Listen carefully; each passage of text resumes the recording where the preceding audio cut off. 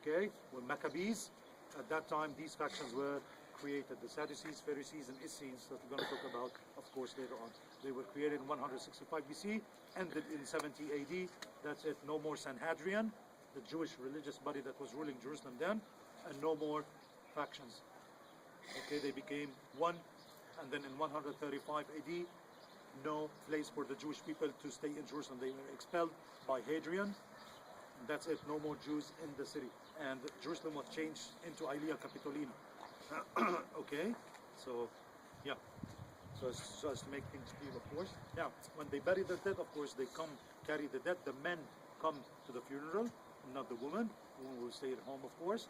Now, what you see, of course, the holes over here are candles to enlighten the way of the dead through different paths.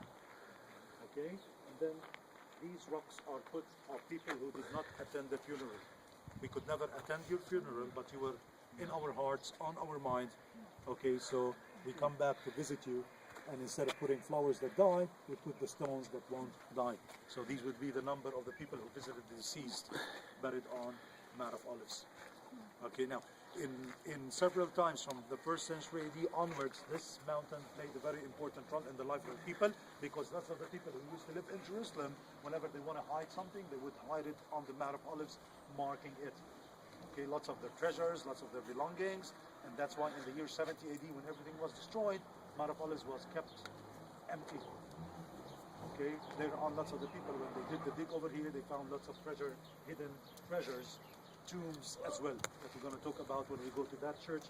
At the entrance, we're going to stop and see how the Second Temple period burial system was, because we need to divide